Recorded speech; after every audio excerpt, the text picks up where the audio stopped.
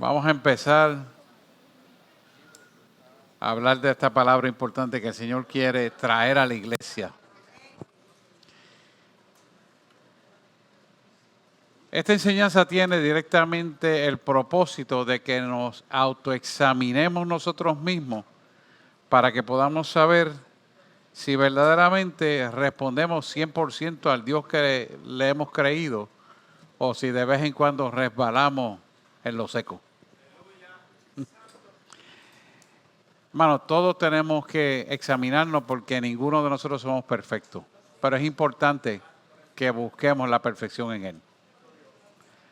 Así que vamos a ver cómo es que Satanás contamina a la iglesia, el pueblo de Dios, el pueblo que va a ser arrebatado, llevado vivo al cielo, el remanente, cómo es que Él se mete. Porque lamentablemente no se le enseña esto a la gente y la gente pues a veces se divide en opiniones, en dimes y diretes y se pierde lo mejor que Dios tiene para su vida. Y es algo que lo tenemos que anhelar en el autoexamen de nosotros mismos para que podamos vivenciar lo que realmente ocurre en nuestros pensamientos. Y en la moda de actuar posterior al pensamiento es el resultado de perderse lo mejor que Dios tiene para nuestra vida. Vamos a empezar. ¿Qué dice la palabra en 2 de Corintios capítulo 2? Versículos del 10 al 11. Búsquenlo en su Biblia y márquelo, porque esto es importante que con mucha calma lo podamos analizar y lo podamos ver. Quise empezar por este versículo porque acuérdese que Él va a atacar la gente que son de Dios. Los creyentes que son de Dios son los que Él va a atacar. Él no va a atacar los que están en el mundo porque de Él son. Pero las personas que son de Dios son las que van a ser atacadas. Dime, Carlos. El tema del mensaje de hoy, de la enseñanza de hoy, es la forma de Satanás contaminar la iglesia. La forma en que Satanás contamina la iglesia. Y vamos a empezar porque hay una denuncia clara de parte de Dios a través de Pablo que dice lo siguiente: y al que vosotros perdonáis, yo también. ¿Por qué también yo lo he perdonado? Si algo he perdonado por vosotros, lo he hecho en presencia de Dios, de Cristo. El versículo 11, para que Satanás no gane ventaja alguna sobre nosotros, pues no ignoréis sus maquinaciones. Fíjense que Pablo le está hablando a la iglesia de Corintios, una iglesia rica en muchos aspectos, una realidad que todos y cada uno de nosotros tenemos que vivir en la iglesia. Y la iglesia, lo primero que tiene que saber es perdonar. Primero porque si tú no perdonas, la salvación la echaste al zafacón. Y saber perdonar verdaderamente tiene que demostrarse como un testimonio fehaciente de que usted perdonó.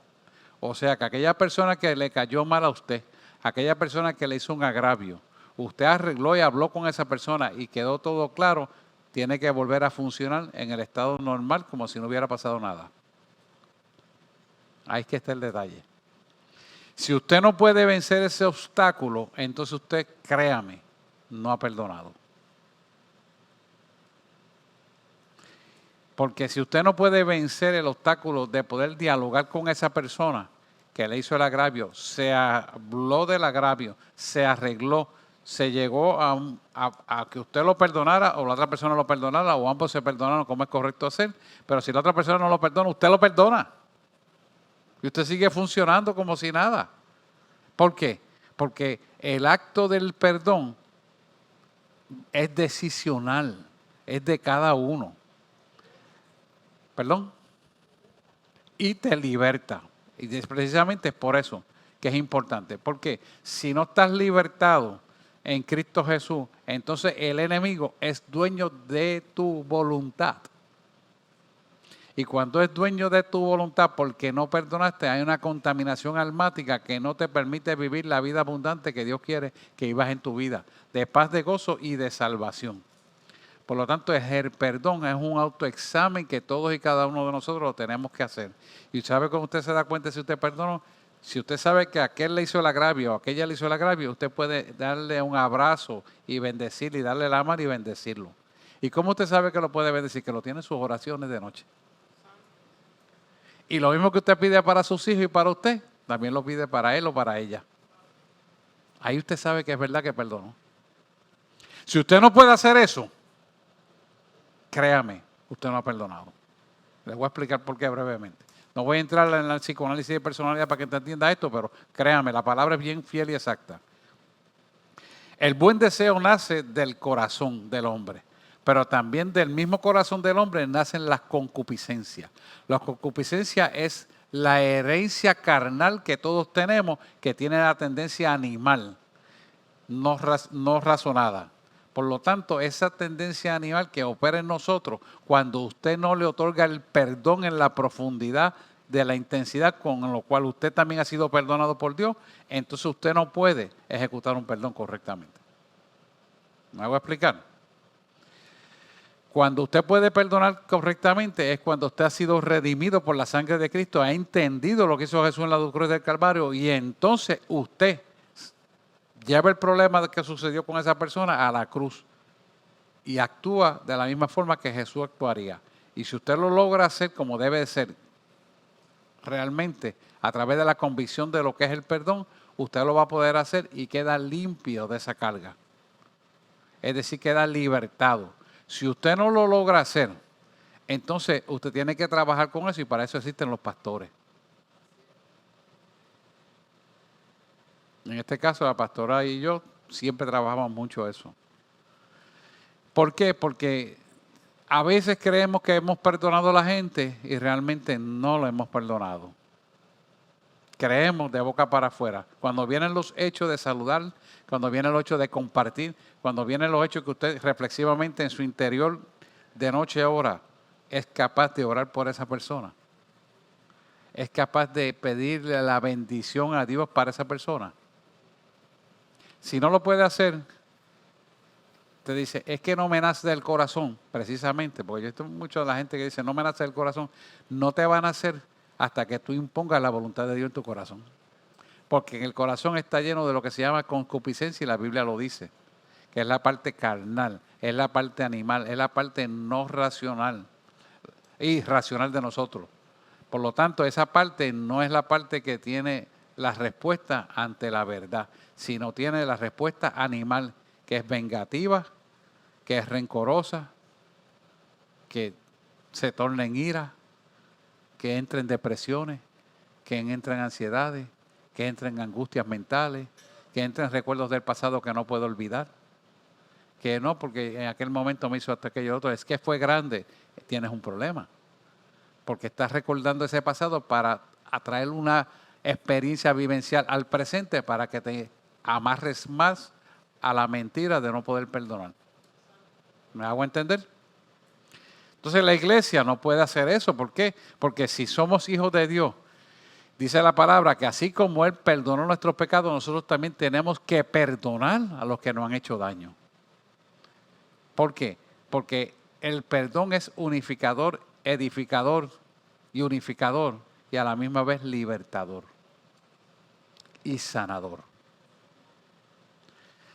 Cuando tú perdonas, la carga espiritual negativa sale de nuestra alma y todo nuestro ser empieza armónicamente a trabajar en todas las funciones que tiene nuestro organismo. Pero hasta que tú no perdonas, esas funciones están limitadas. Y cuando usted lo mira al microscopio, usted va a ver que la sangre se conglomera, los glóbulos rojos, en áreas. En vez de estar dispersos caminando sueltos, están así, atados. Hematológicamente estoy hablando ahora. Para que vea que la palabra es tan cierta y verdadera como usted la puede comprobar afuera. Y ahí es donde se forman las enfermedades. Amén. ¿No ven? No hay pregunta. Seguimos. Así que fíjense que la palabra es clara. No, para que Satanás no gane ventaja sobre nosotros, pues no ignoremos sus maquinaciones. ¿Cuáles son las maquinaciones? Pues las maquinaciones de Satanás es traerte a la mente lo que te hizo esa persona para que te recuerdes lo malo y no la puedas perdonar. Y cuando trabajas lo más bien, dices, yo me acuerdo cuando me hizo aquello, cuando muchacho. Y vuelves otra vez a alimentar la maldad en tu corazón. Y lo que haces es ensuciar tu corazón y decirle a Satanás, tú eres dueño de mi vida y no Cristo. Aunque perseveres en la iglesia, aunque seas pastor, aunque seas diácono, aunque seas ujier, para todo el mundo es igual. Amén. ¿Lo ven? Pues vamos con la próxima enseñanza de Apocalipsis 2:20. Y este Apocalipsis 2:20 habla de la iglesia de Tiatira, que es algo que estamos viviendo hoy en día, que son los obreros fraudulentos que hay en la iglesia. Dice, esta es la iglesia de Tiatira. Ustedes se acuerdan cuando dimos Apocalipsis, ¿se acuerdan? Apocalipsis 2:20, que era la iglesia de Tiatira. Pero tengo unas pocas cosas contra ti. Ese es Juan hablando de parte de Dios. Que toleras a esa mujer Jezabel, que se dice profetiza. Que enseñe y seduzca a mi siervo a fornicar y a comer cosas sacrificadas a los ídolos.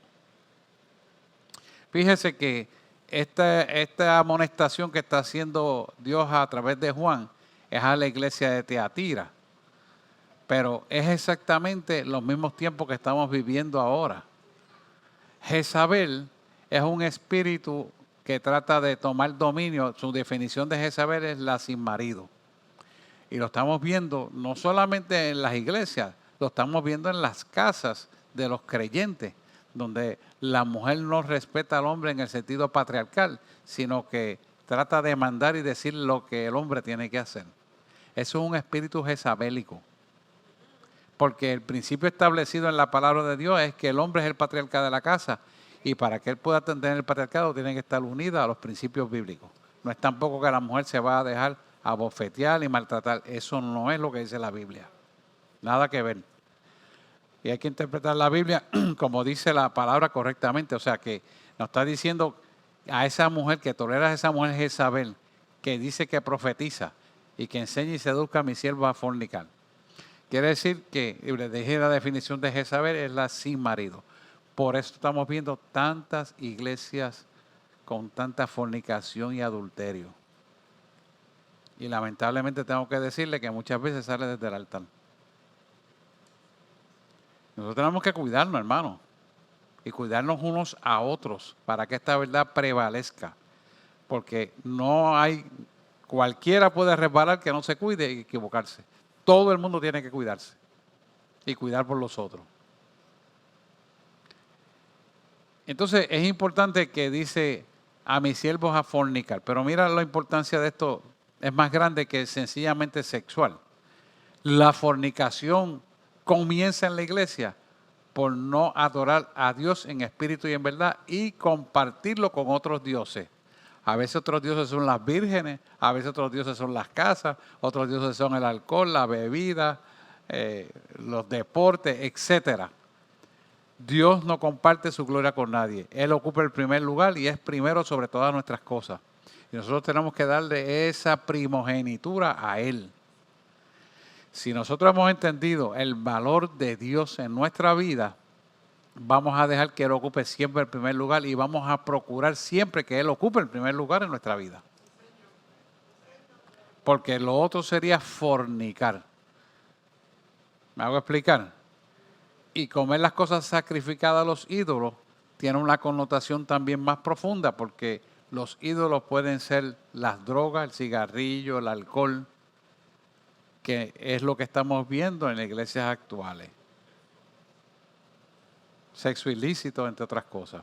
Pero esto es importante que nosotros nos proyectemos en una realidad porque todo eso compromete la iglesia para salvación y son tentáculos que usa el enemigo para dañar al pueblo de Dios. Y lo primero que te va a decir, mira que una cervecita no es nada, y tú sigas hasta el momento que te metes 10 cervecitas. No, es que una copita de nada, y te tomas la botellita. Y ya una botellita de nada y te tomas la otra. Y así cuando vienes a darte cuenta eres alcohólico.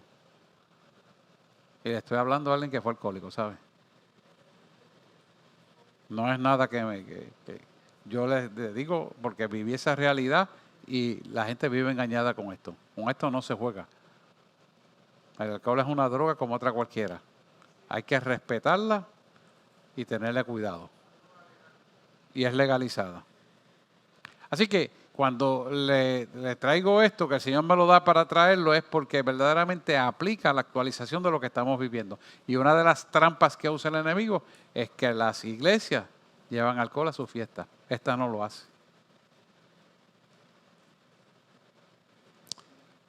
Sí, Melody. Da un micrófono, Ricardo, a Melody.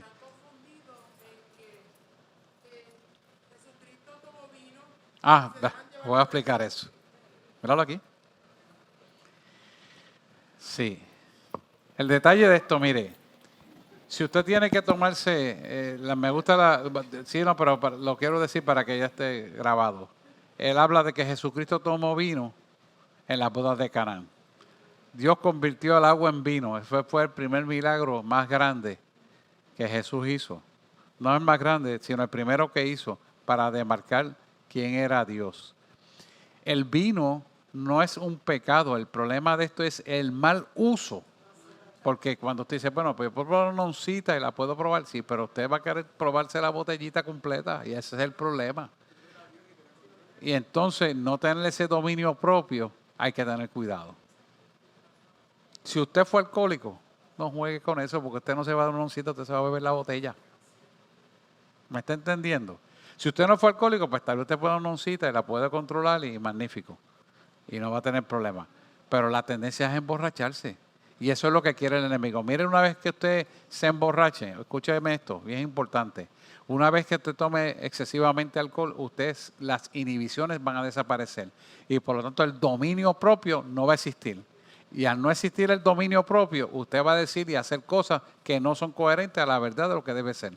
Y le va a violentar los derechos a los demás y usted mismo se va a perjudicar. Usted va a hablar lo que no quiso hablar y hacer lo que nunca pensó que debía hacer. Y se va a equivocar, ¿sí?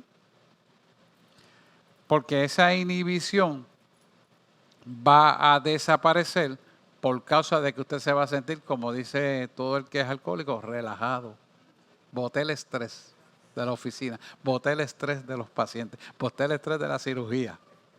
Hablo de mí, hermano, porque es lo que yo viví. Pero puede ser el estrés de la oficina, el estrés de las deudas, de los papeles, de mucho trabajo, etcétera. La cosa es que usted no ahoga nunca el estrés, porque el estrés siempre va a estar ahí. ¿Sabe por qué tenemos estrés? Yo tenía en aquel entonces porque no conocía a Cristo. Cuando conocí a Cristo, ya el estrés se fue. Lo entrego todos los días. Amén. Pues vamos a seguir. Esa es una de las obras de Satanás y Juan la habló en Tiatira.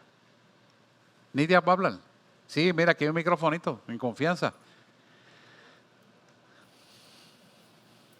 Gabriela, vete buscándote Apocalipsis 2, 9 al 10.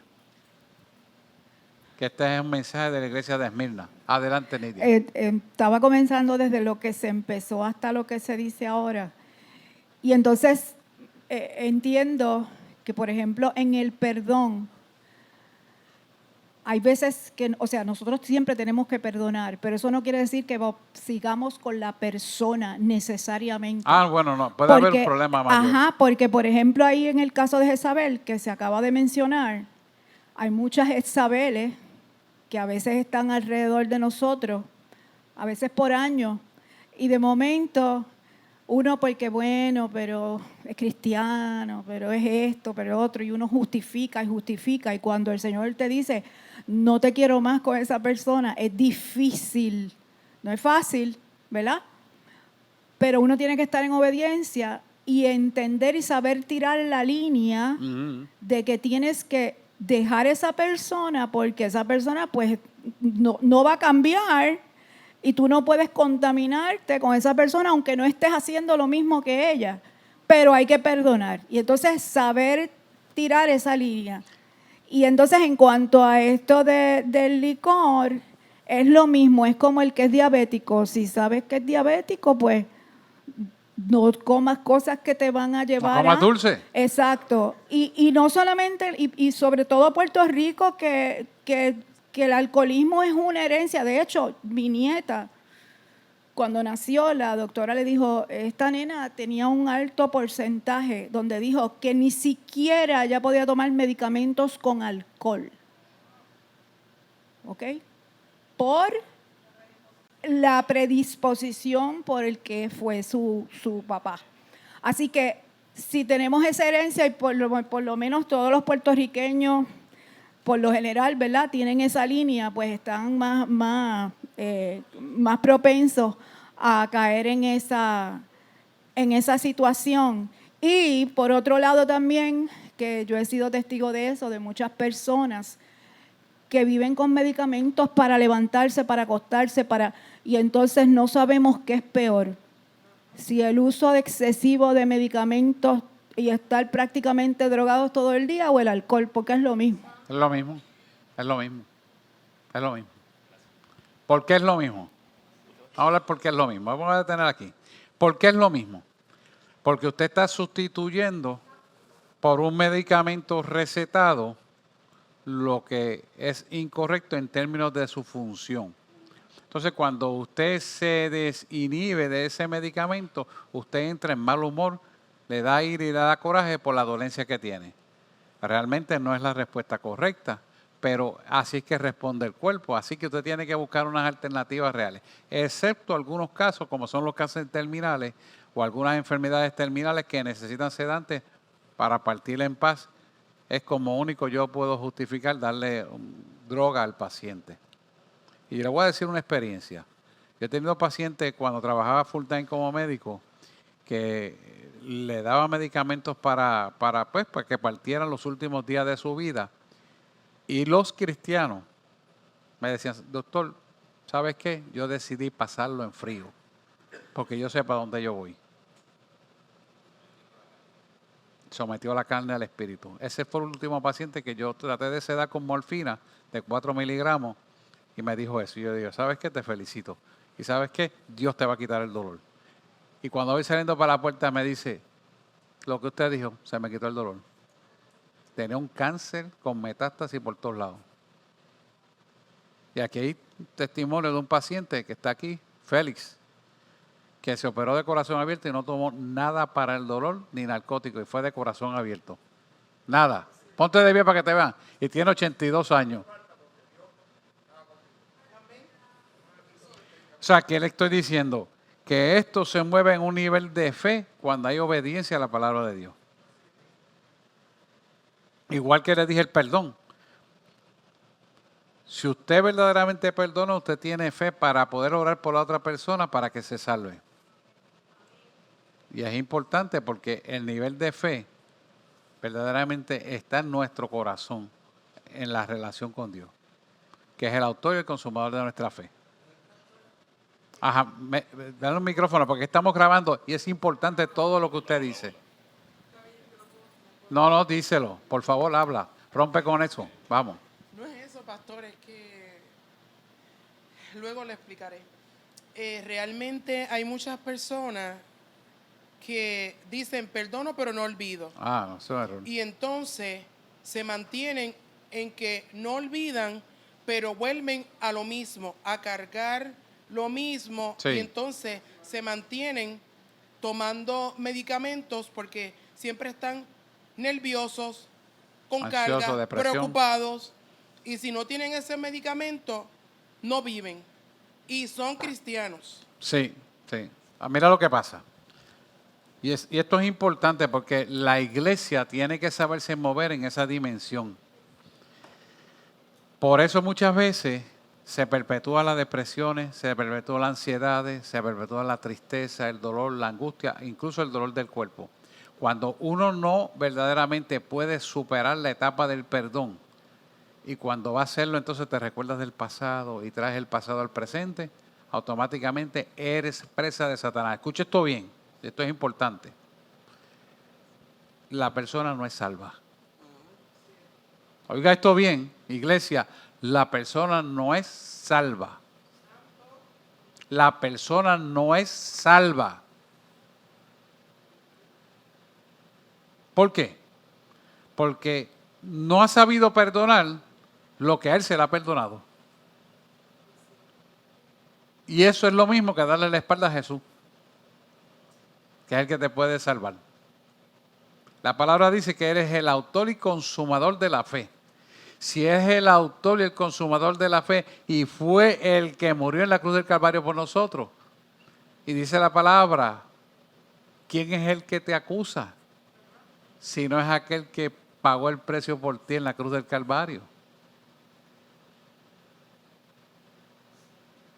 ¿Dónde está, oh sepulcro, tu aguijón? Su olvida es la muerte en Cristo Jesús, Señor nuestro. O sea, ¿qué es lo que a ti te perturba que no puedes vencer? Porque yo lo vencí todo. Entonces, es necesario que entendamos que el primer paso, como se empezó la clase temprano hoy, diciendo, hay que perdonar, que son las maquinaciones que Satanás tiene contra el pueblo de Dios. Y es triste que conociendo esto el pueblo de Dios no tenga la capacidad de perdonar. ¿Me hago explicar? Vámonos, Carlos.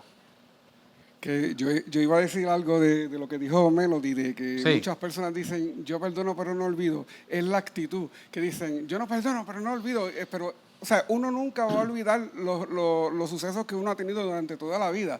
La cuestión es que uno perdona a una persona y cuando uno recuerda eso, ya lo ve diferente.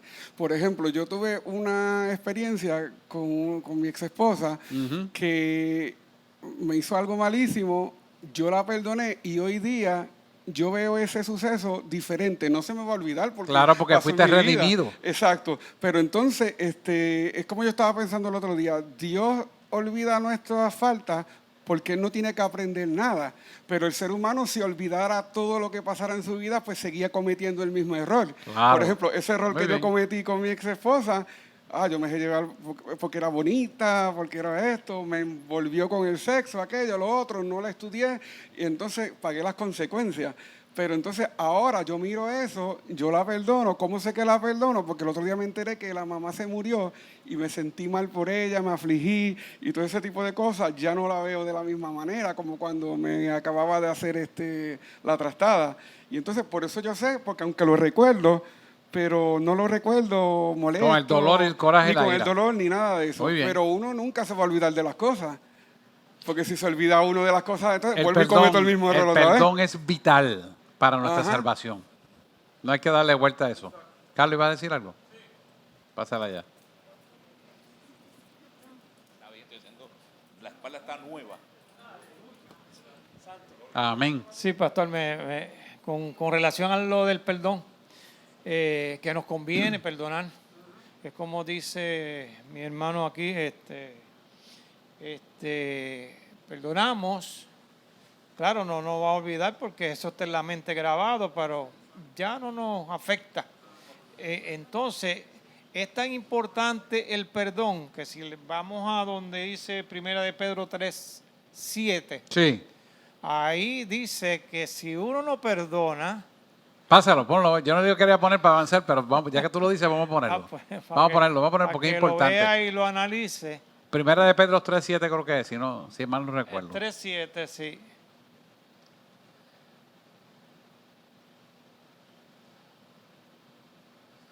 Primera de Pedro 3:7.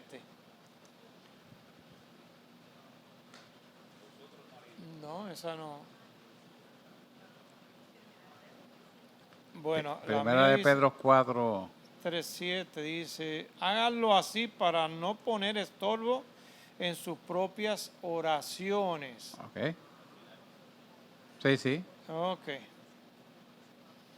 Así que el que no perdona, pues entonces cuando está orando, tiene un estorbo Claro. y Dios no le va a conceder lo que está orando. ¿Por qué es un estorbo? Porque la oración no sale de una persona que es justa. Santiago te dice que la oración del justo puede mucho, pero a la persona no ser justa porque no perdona, su oración no pasa del techo. ¿Lo ven? Pero así mismo es para la salvación.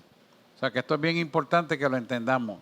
El perdón es necesario que esté a flor de labios en nosotros cuando las cosas ocurren. A flor de labios.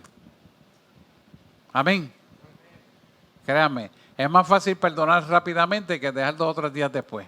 Acuérdese de mi consejo. Y perdone, aunque usted tenga la razón. Otra clave importante, porque no se trata de quién tiene la razón, se trata de obedecer la palabra de Dios y Dios juzgará en su momento. Así que es Dios quien lo juzga, no es usted ni yo. Amén. Bien, Apocalipsis 2. Apocalipsis 2, 9 al 10. Ya se lo había puesto, 9 al 10. Ok. Ese fue el que yo le leí ahorita, ¿verdad?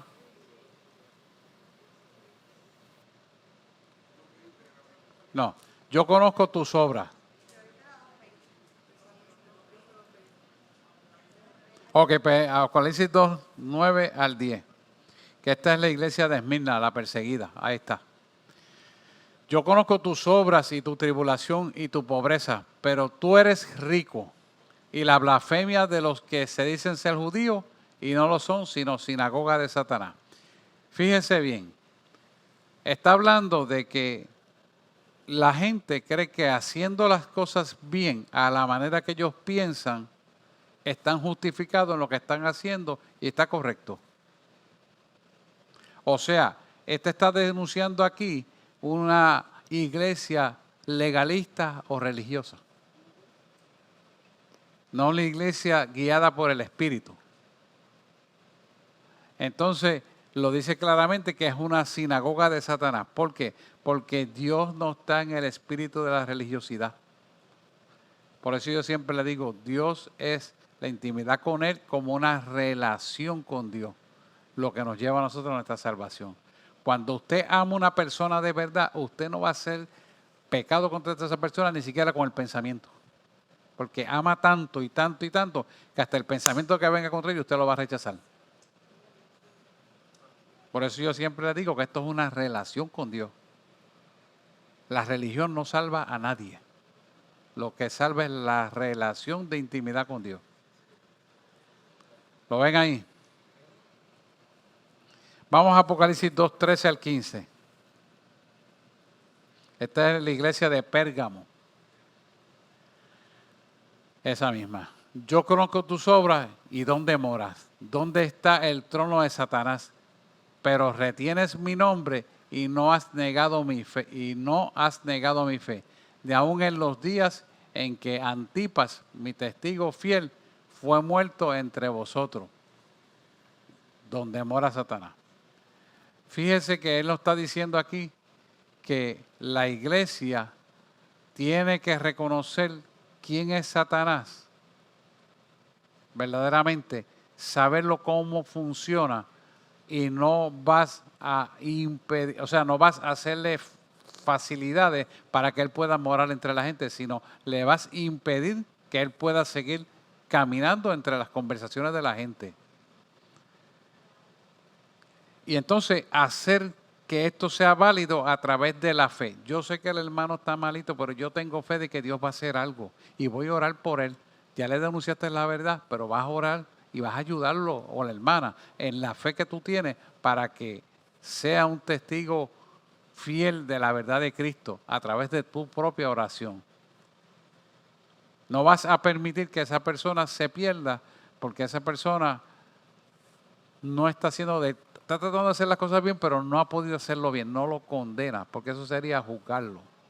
Y eso es un impedimento para que la iglesia no se unifique. Entonces Satanás usa esto ¿para qué? Para desunir la iglesia. Si tú quieres romper una tropa que va a entrar a conquistar un territorio de una montaña o de un cerro donde los manden, lo primero que tú haces es que tirarle al líder de ese grupo y tirarle al segundo al mando. Si tú logras herir al que está primero al mando y al segundo al mando, lo demás se va a quedar sin dirección y destruyes la iglesia. Asimismo son los comentarios entre la gente. No son comentarios agradables, no lo permitas. No son comentarios que unifican y edifican, no lo permitas. Y si alguien te trae eso, pues mira, pues tremendo. Va donde los pastores y háblalo para solucionarlo. Que si el hermanito está haciendo aquello, va donde los pastores y lo solucionamos. No es que no me atrevo a hablar con él, no lo conozco. Pues háblalo con los pastores, que los pastores se encarguen de ese problema. Pero no te pongas a hablar que aquella fulana, fulano, y te pongas allí detrás de la puerta a hablar eso, porque eso entonces es usado por Satanás para dividir la iglesia, para romper el cuerpo de Cristo. Y esto es algo de mucho cuidado en nosotros. Por eso es importante lo que escuchamos, es importante lo que hablamos, es importante lo que pensamos del hermano que está aquí. Si aquel vino con una faldita corta, ¿tú no viste esa nena? Vino como para un baile. Pero a lo mejor vino así porque era el único traje que tenía. O a lo mejor vino así porque no sabe que está en una iglesia. ¿Cómo tú te vas a poner a juzgarla? ¿Me hago explicar?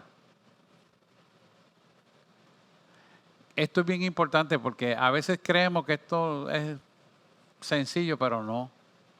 Satanás usa muchas estrategias para traer pensamientos incorrectos a la iglesia. Y eso es algo que nosotros tenemos que llevarlo a la reflexión divina todos los días de nuestra vida. Porque si no lo hacemos, se zafa el comentario y por ahí sigue. Usted dice un comentario chiquito aquí, cuando llega allá atrás, es enormemente grande. Y le añaden, y le añaden, y le añaden. Cuando usted viene a ver, es un bochinche. Y tan siquiera un color de ropa. La gente fue añadiendo, añadiendo, añadiendo. ¿Y quién usa eso? Satanás lo usa para destruir ¿qué? La iglesia. Y usted tiene que ser más sabio que eso. Sí. No, mire, le voy a decir un ejemplo. Usted quiere mayor irreverencia que usted llegar al culto y ponerse a jugar con el celular. Que yo le estoy predicando la palabra y yo veo que usted está escribiendo en el celular. Yo no soy nadie. Dios lo está mirando. Yo estoy dando la palabra de Dios. Entonces, ahí usted ve que esa actitud viene de algo, un malestar que esa persona no ha podido resolver y está con el celular tratando de hacer. Y hay una descarga emocional en el hecho sustantivo de ese momento. Esa descarga emocional puede ser ira, coraje, desatención, no me importa, muchas cosas. Pero todo es separar el cuerpo de Cristo, no unificar. ¿Lo ven? Tan sencillo como eso que le estoy diciendo. Ya no le digo que se pongan a hablar allá, aquel, esto, lo otro, está en el baño, está en la predicación, aquellas dos muchachas están hablando en el baño, o dos varones. No. Si yo vengo aquí es a recibir lo que Dios quiere y yo busco la atención máxima para entender lo que Dios me quiere dar. Pero el enemigo te va a poner el bochinche por acá, el entretenimiento acá, el gritaría del nene por allá, etcétera, etcétera, etcétera. ¿Por qué? Porque no quieren que la iglesia se unifique. No quieren que la iglesia reciba el mensaje. No quieren que la iglesia viva en la coidonía de un entendimiento de edificación y liberación y sanidad. Son estrategias de Satanás. Por eso uno tiene que estar bien claro que cuando... Mire, es que yo vengo del catolicismo. Y es increíble que en esa iglesia se cae un alférez y se puede escuchar. Y no conocen a Dios. Y no lo digo en forma crítica, no conocen a Dios. Y tienen más referencia que los que conocen a Dios. Explícame eso. Coméntenme. Coméntenme. ¿Por qué eso es así? No tiene idea nadie por qué es así. Porque allá se mete miedo. Y hasta el miedo no lo hacen.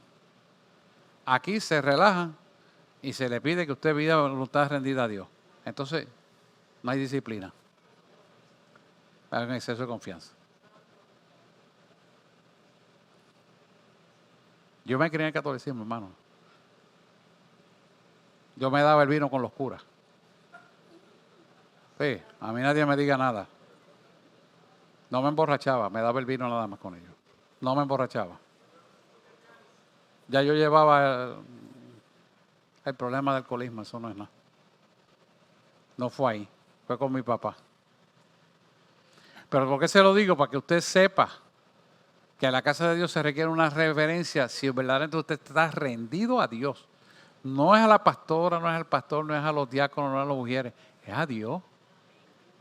A Dios, y el respeto es a Dios. Y ese entretenimiento y esa interrupción el enemigo lo usa. ¿Para qué? Para que usted no reciba lo que Dios le quiere dar. Son estrategias de Satanás. Ahora, si nosotros decimos, no, ¿sabes qué? Yo vine a recibir y a mí nadie me puede quitar lo que yo voy a recibir. Usted sigue concentrado ahí, usted se mantiene mirando, usted se mantiene escuchando y buscando la relación bíblica y la revelación de la palabra, usted recibe. Por eso nosotros buscamos que los ujieres atiendan los niños para que los padres no tengan interrupciones. Y se pone una escuelita de niños aparte para que trabajen con ellos. La idea es que usted tenga el máximo tiempo de atención en lo que Dios le quiere dar. Ese es el propósito. Amén. Vamos al 14 y 15. Pero tengo unas pocas cosas contra ti, que tienes ahí a los que tienes ahí a los que retienen la doctrina de Balaam, que enseñaba a Balac a poner tropiezo ante los hijos de Israel, a comer cosas sacrificadas a los ídolos y a cometer fornicación. Y vuelvo y les digo, a veces uno con no actuar correctamente delante de Dios entra en lo que se llama una fornicación espiritual porque está dándole más importancia a las cosas de afuera que a lo que Dios hace o que Dios quiere hacer. Cada vez que nos entretenemos estando en el templo de las cosas, buscando el reino de Dios y su justicia, nos entretiene algo y nos saca de aquí, ahí es donde el enemigo se mete en tu mente y te saca de concentración para que no recibas el mensaje que Dios te quiere dar. Esas son doctrinas de Satanás. Y lo logra. Mire, ¿sabe por qué yo digo que lo logra? Porque yo me he puesto a preguntarle a veces a la gente, ven acá, ¿qué te gustó del culto hoy? ¿Te acuerdas del título? Cuando usted ve eso, usted dice, espérate, ¿y dónde estaba esta persona? ¿Te da cuenta? Autoexamínese para que usted vea. ¿Y por qué me pasó eso? Porque algo estabas haciendo en el punto de recibir la fijación del conocimiento y no lo recibiste. Y el enemigo lo sabe. El enemigo lo sabe. ¿Lo ven? Es importante que corrijamos, hermano. Y vaya siempre a la expectativa, lo que Dios me quiere enseñar, lo que Dios me quiere dar, cómo yo voy a reestructurar mi vida para mejorar. Ir en ese propósito. Dios edifica, Dios sana, liberta, restaura. Pero si nosotros no vamos con ese propósito, cualquier cosa nos entretiene. Vamos al 15. Y también tienes a los que retienen la doctrina de los nicolaitas, la que aborrezco. Los nicolaitas es un pueblo tremendamente violento y malo, criminal. Los que aborrezco también. Entonces, ¿cómo aplica esto en la iglesia moderna? Pues en la iglesia no hay criminales que usted pueda decir que mata al otro, pero matas el evangelio en la forma que actúas. Matas el evangelio en la forma que estás pensando. ¿Por qué? Porque no puedes aplicar el evangelio para mostrarle una conducta casta, pura y santa, que es lo que Dios quiere. ¿Lo ven? Bueno, pues vamos a seguir. Apocalipsis 13, ok. Apocalipsis 3:9.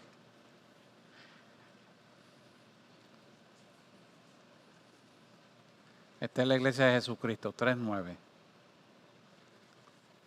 Dice, he aquí yo entrego de la sinagoga de Satanás a los que me dicen ser judíos y no lo son, sino que mienten. He aquí yo haré que vengan y se postren a tus pies y reconozcan que yo te he amado. Ese es el evangelio. Estás hablando de la iglesia fiel, la iglesia que Dios quiere levantar viva al cielo. Pero Él va a sacar a la gente que no son de Él, y esto es importante, y los va a limpiar para dejar los que son de Él. El único que puede sacar el trigo y la cizaña sin dañarlo es Él. Ninguno de nosotros puede sacar el trigo y la cizaña, porque se van a ir junto con el trigo, junto con la cizaña, gente buena. Entonces, él lo que hace es lo siguiente. Va a limpiar a aquellos que no se quieren someter a la palabra de Dios, aquellos que no quieren seguir la palabra de Dios, pues le están dando la espalda a Dios. Y lo que hacen es mentir o vivir hipócritamente dentro del pueblo de Dios, haciendo lo que le da la gana. Él va a limpiar. ¿Para qué? Para que entonces los que sirven no se pierdan. Por eso a veces, que estaba el otro día hablando con Melody, Dios hace un resaque de la gente. ¿Por qué? Porque Dios sabe que al final no quieren hacerle caso a la palabra de Dios y Dios los va limpiando con un propósito. A veces lo lleva al mundo para que vean que Dios es real y verdadero y vengan después al camino correctamente. Dios tiene su manera de hacer las cosas. Ninguno de nosotros podemos calcular eso. Dios tiene su propósito. Lo importante es que nosotros cumplamos con lo que Dios dice que hagamos en nuestra palabra, en nuestra vida, con la palabra de Dios como un estilo de vida. Y Dios se encargue. Ninguno de nosotros puede hacer la justicia, ninguno de nosotros podemos acusar a nadie, ninguno de nosotros podemos señalar. Dios es el que hace las cosas. Dios es el que liberta, sana y transforma y restaura las vidas. Pero dentro de la iglesia a veces Dios tiene que limpiar para que verdaderamente entonces lo que Él saque queden ahí reinando en lo que Dios quiere hacer. Y esos que saca, Dios trabaja con ellos para después, cuando sea el momento, puede volverlos a reintegrar. Porque Dios es así, hermano. Dios restaura. La restauración la hace Dios. Como lo quiera hacer, Dios sabe lo que nosotros necesitamos. Lo importante es que Él siempre lo hace y lo hace correctamente. Amén. Vamos con Apocalipsis 3, 17 al 18. Apocalipsis 3, 17 y 18.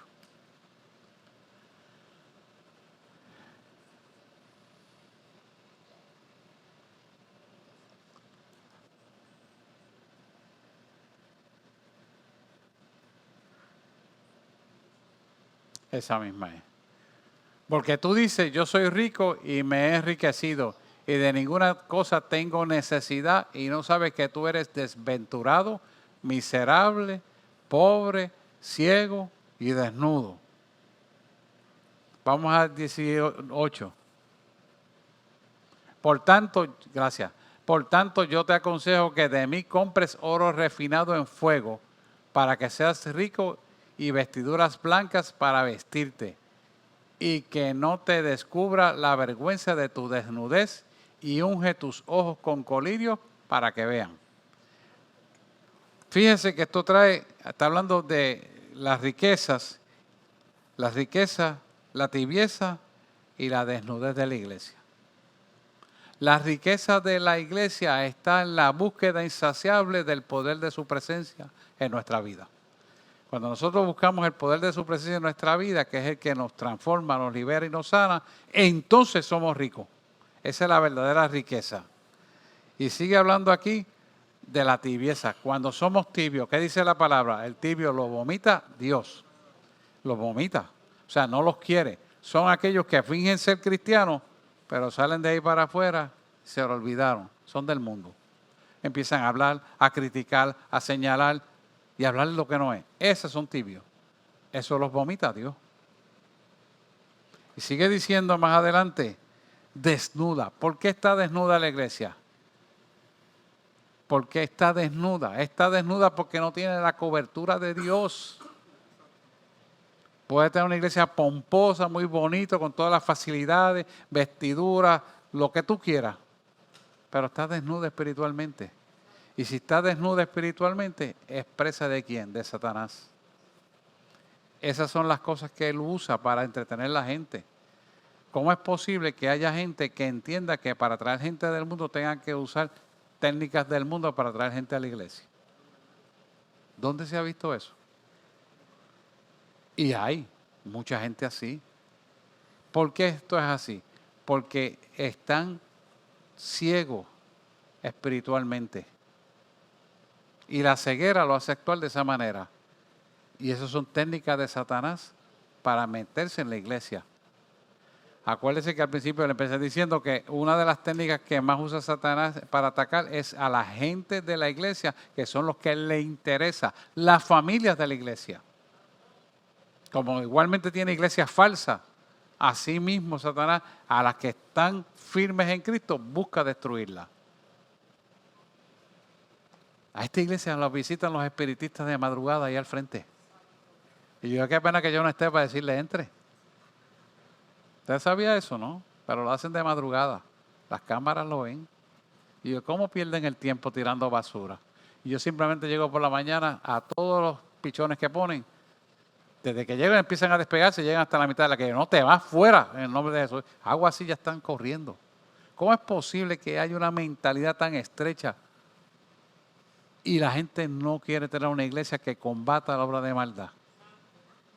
Y por eso usted ve que hay tantas iglesias contaminadas que el enemigo es dueño de ellas. Están desnudas, están ciegas. Porque no están en la realidad del mundo espiritual. Somos un espíritu que habita en un cuerpo y tiene un alma. Entonces, para la palabra describe todo eso. ¿Y para qué describe todo eso si tú no lo aplicas? Y responden a la doctrina de Satanás, la iglesia. Esa es la doctrina de la religión, la religiosidad, el legalismo. ¿Lo ven?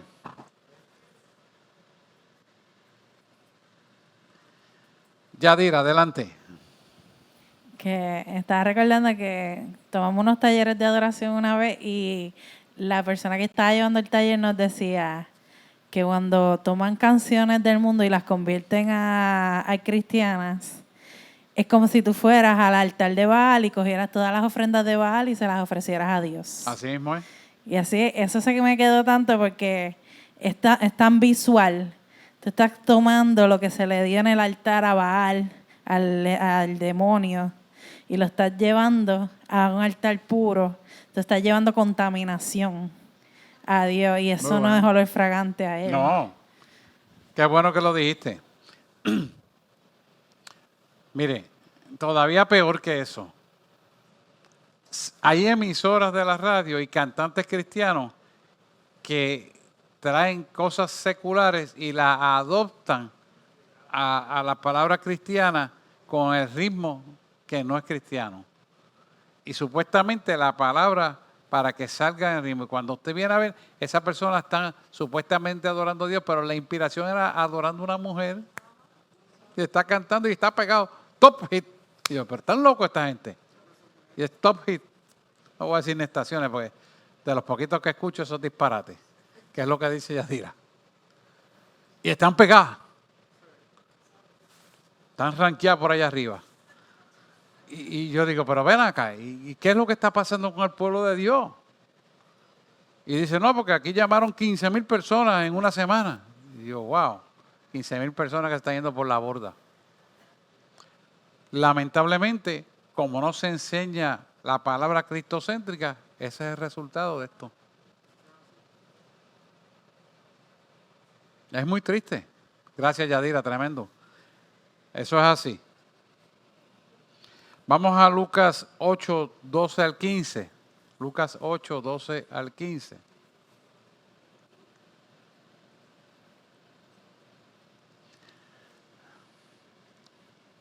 Aquí vamos a ver cómo le quita la palabra del corazón al creyente. Lucas 8, 12 al 15.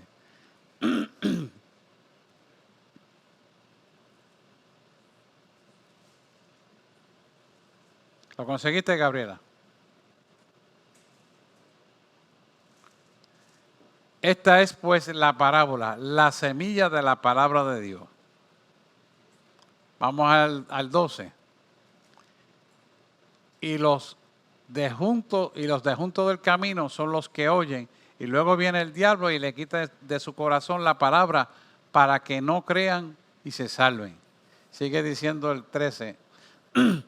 Los que de sobre la piedra son los que, habiendo oído, reciben la palabra con gozo, pero estos no tienen raíces. O sea que reciben la palabra, pero no echan raíces en la palabra. Pero estos son los que no tienen raíces. Creen por algún tiempo y en el tiempo de la prueba se apartan. Párate ahí, vamos a seguir ya mismo. ¿Por qué el tiempo de la prueba se aparta? Porque no cultivaste la relación de esa palabra con Dios, la palabra de Dios con intimidad con Dios. O sea, la viste aquí, la escuchaste allá, pero no la aplicaste aquí. Y al no aplicarla en el corazón, no hay una raíz profunda para aplicarla cuando venga el embate de la situación o el problema. Vamos al 14. La que cayó entre espinos, estos son los que oyen, pero yéndose son ahogados por los afanes, y esto cae en la iglesia en grande cantidad, por los afanes, la riqueza, los placeres de la vida y no llevan fruto. O sea, que sustituyen la palabra de Dios por las cosas de este mundo. ¿Qué va a pasar? Que entonces se pierde la salvación y las riquezas que pudieron ser aumentadas por causa de tú poner a Dios en primer lugar, no fueron aumentadas. Y eso lo vemos mucho en la familia. Vemos familias de muchos amigos míos y médicos. ¿Cómo es posible que los hijos estén en la perdición de las drogas, que estén en la perdición cuando conocieron el Evangelio y están fuera del Evangelio? Tú dices, ¿pero por qué? Porque realmente nunca echaron raíces en el Evangelio. Los afanes de la vida, los placeres de las cosas de la vida, lo entretuvieron y se los robaron. ¿Lo ven? No crea, eso es más frecuente de lo que uno piensa.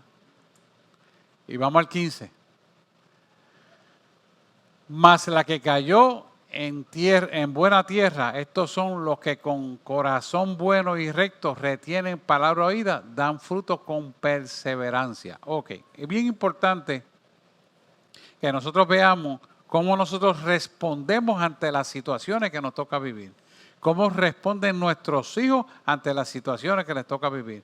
Cómo responden todas las personas que tienen diferentes situaciones a lo que estamos viviendo.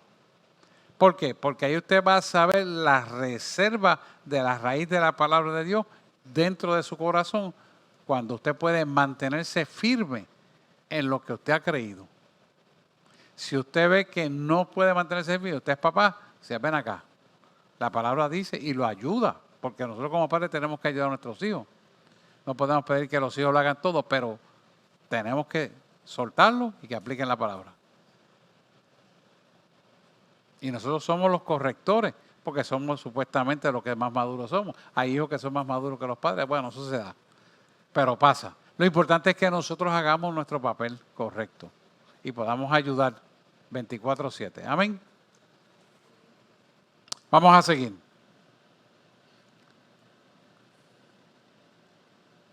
Mateo 16:23, Gabriela, por favor. Mateo 16:23.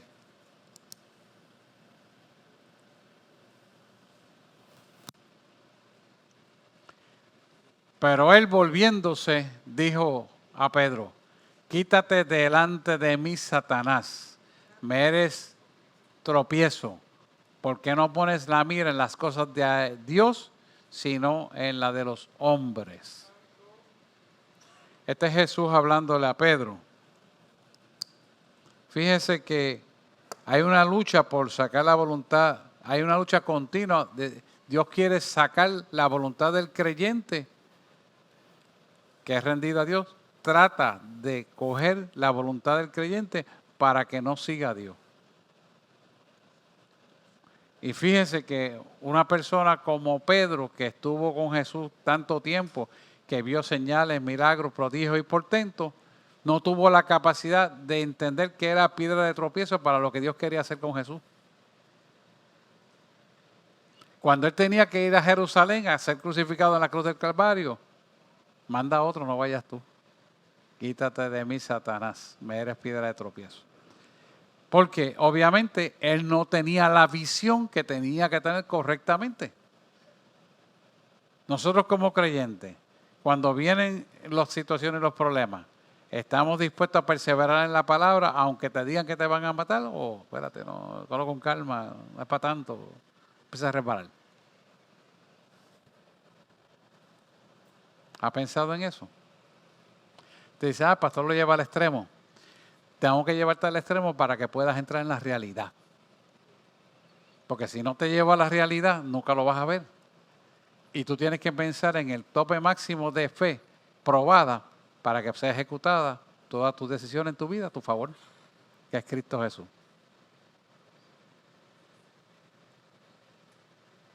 ¿Lo ven? Vamos, pregúntenme, está muy calladito. Mire, cuando usted tiene fe, entra en la esfera espiritual a un nivel de fe de tercer nivel, como estábamos hablando el domingo, usted puede inferir en esa fe que las cosas puedan cambiar en el plano terrenal en favor suyo siempre. Siempre.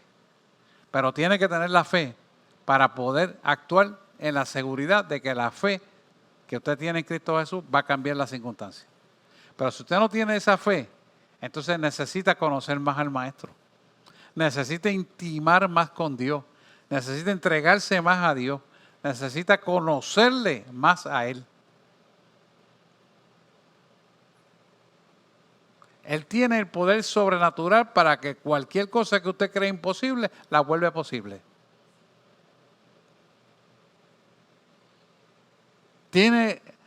Mire, si una bala sale de un cañón y va a penetrar hacia un cuerpo entrar, la bala hace así, o jamás nunca fue disparada.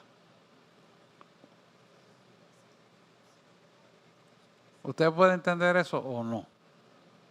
No le estoy contando algo que me leí en internet, sino algo que viví. ¿Me está entendiendo? ¡Pa! Y el plomo está afuera. ¿Será Dios o no será Dios? ¿Qué hay imposible para Dios? ¿Usted quiere cosas más difíciles que una persona con un cadáver muerto ahí completo de 2 horas y media? Lo trae a la vida en menos nada. Una persona ciega completa de nacimiento, como me pasó a mí en una iglesia predicando en Cagua, pasa al frente. Yo la veo caminando normal, para que el ciego ya está acostumbrado a conocer el sitio y camina normal. Y yo le digo, ¿por qué oro? Y me dice, ¿usted no ve que soy ciega? ¡Ta! Ah, sí, pues vamos a orar, sí. Porque yo hice el llamado, pero que caminó tan perfectamente bien que yo digo, no puede estar ciega. No tropezó ni con el púlpito ni nada y llegaron de mí. Entonces mire la respuesta de la persona, de la fe. Y yo le dije, ¿y para qué usted quiere tener fe, visión? Para leer la palabra y predicarla. 80 años. ¿Usted cree que Dios no se va a glorificar? Se glorificó. Y ahí instante, ¡pum!, sus ojos brillaron. Te estoy diciendo ejemplo, oye, que he vivido, ¿sabes? No es que me dijeron, no es que me contaron, escribieron un libro. No, yo lo vi.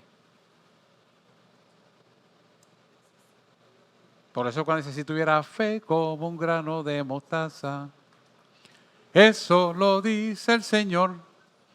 Tú le dirías a esa montaña, muévete, muévete, y la montaña se moverá, se moverá, se moverá. 3er grado de fe. Lo hablamos el domingo. ¿Se acuerdan? Bueno, voy a tener que dejarlo ahí porque ya me dice la apuntadora que son las 9.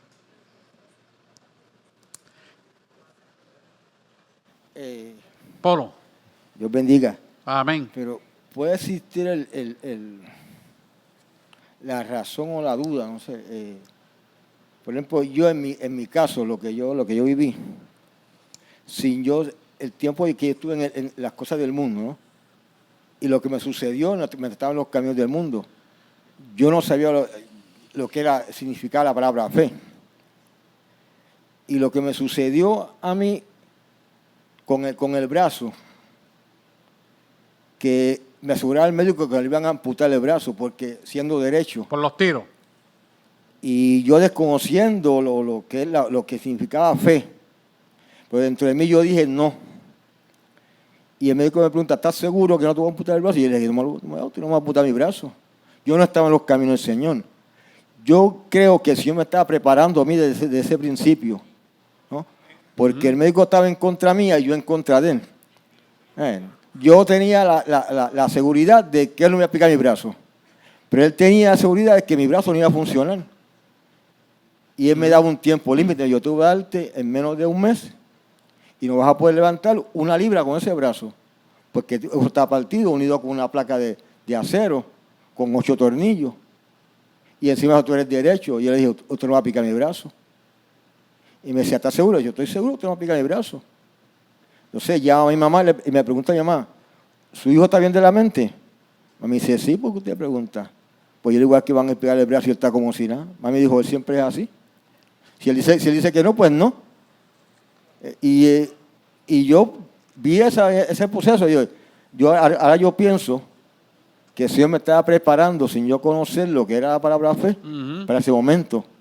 Porque yo decía, yo en contra del pronóstico del médico, decía, no, usted me va a picar el brazo. Y yo no conocía al Señor por ese tiempo.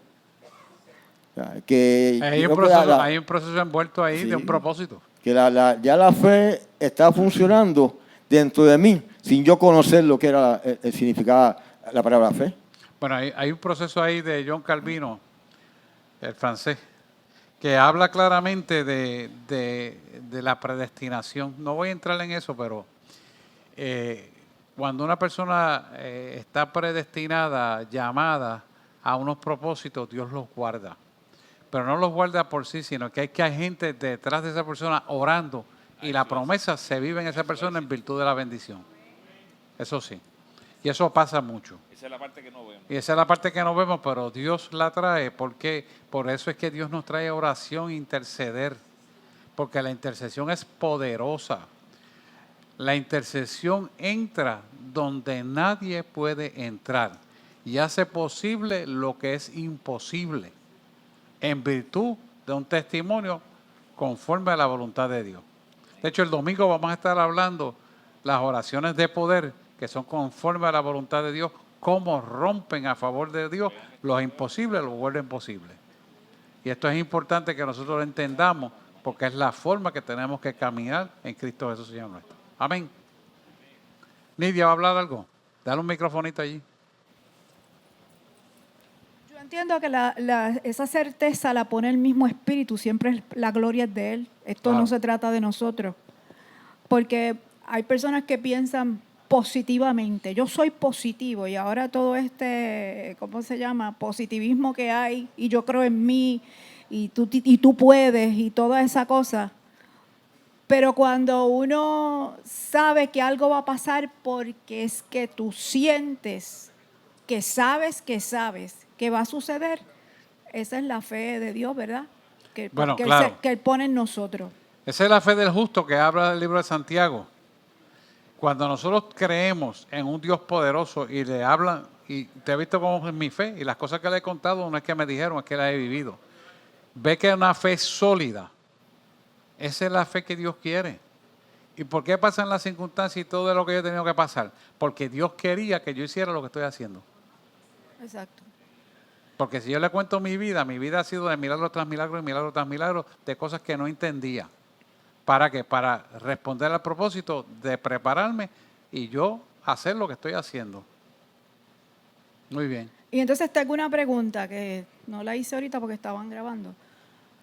Cuando en la parte que dice Apocalipsis 3:9, que tengo contra ti, que tienes aquí a unos judíos que no son, o sea, que dicen que son judíos son hipócritas. y no son.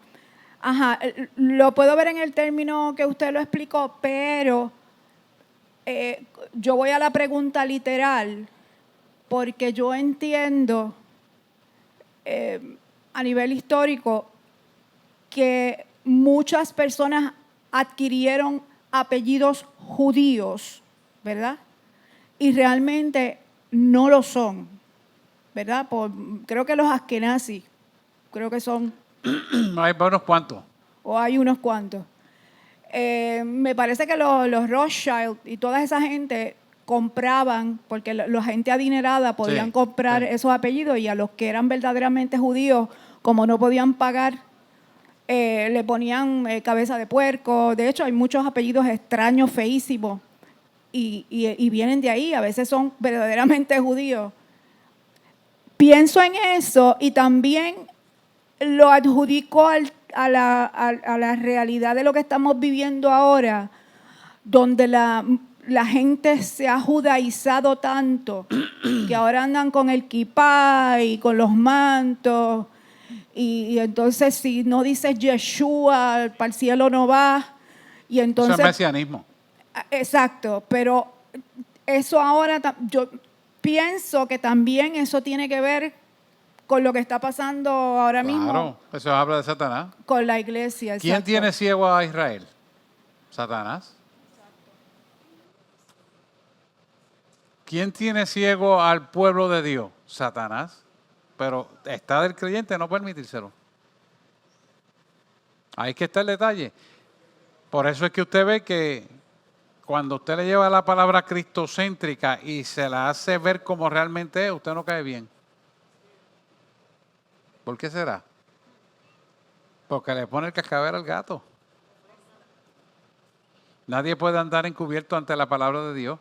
Nadie puede decir que Dios es mentiroso. Dios es verdadero y nunca se equivoca. Ahora, procuremos nosotros llevar esa palabra cristocéntrica en todo momento y vivirla. Y Dios se le revela a usted como me revela a mí. Dios no le va a fallar a usted tampoco, como no me ha fallado a mí. Y no nos fallará. Amén. Pues vamos a orar. Nos despedimos.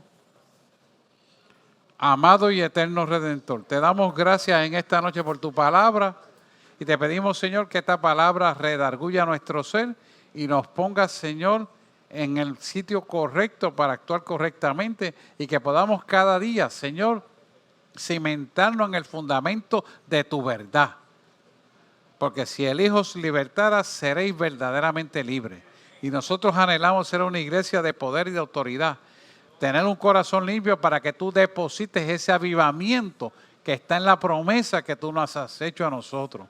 Y sabemos que eso va a venir. Y nos estamos preparando y limpiando nuestros corazones para que tú, Señor, hagas un depósito de autoridad y de poder a través de la fe que vamos a seguir desarrollando día a día. A tal magnitud que podamos, Señor, ver con tus ojos, pensar con tu mente, hablar con tu boca, escuchar con tus oídos y sobre todo amar con el corazón que tú nos amas. Perdona nuestros pecados como también nosotros perdonamos a que nos ofenden y mantén nuestro nombre inscrito en el libro de la vida. Y no solamente te pedimos la salvación, sino que descienda el fuego de Dios en nuestro corazón para hacer que la imagen poderosa de Cristo se plasme en nuestra alma y tu rostro de continuo esté con nosotros. Hemos orado en el nombre de Jesús. Amén, amén y amén.